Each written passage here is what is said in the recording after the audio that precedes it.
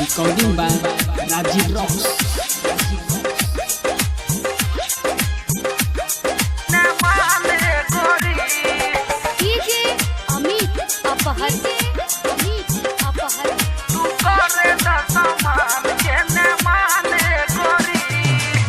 बारू जबान गोरी मन के बढ़ाला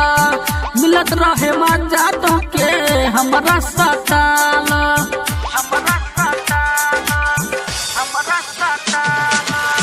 बारू जबान गोरी मन के बढ़ाला मिलत रहे मजा तो के हमरा सताला तनी हमरा पे दोनों ध्यान गोरी तनी हमरा पे दोनों ध्यान गोरी तू कर द सामान कहने माने गोरी हमरा कर द सामान कहने माने गोरी तू कर द सामान कहने माने गोरी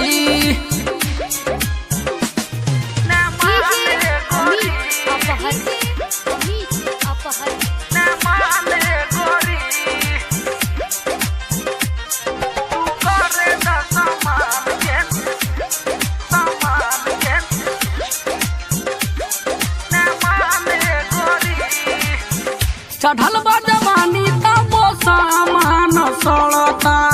होला ना यूज जबन चोली के फारता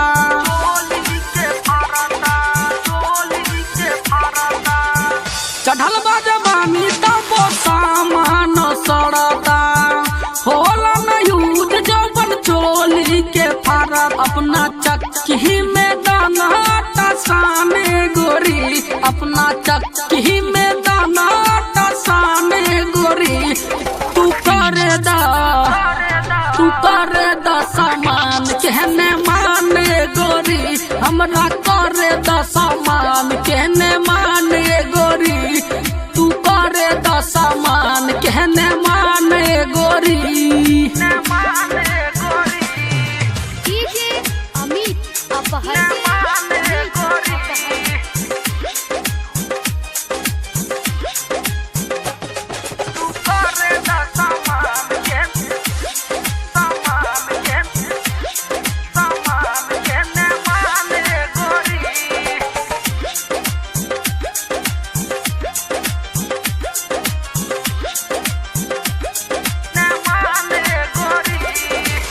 संजय सुगम के तू ना भर बनाला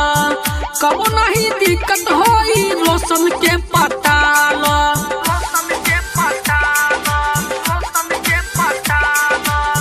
संजय सुगम के तू ना भर बनाला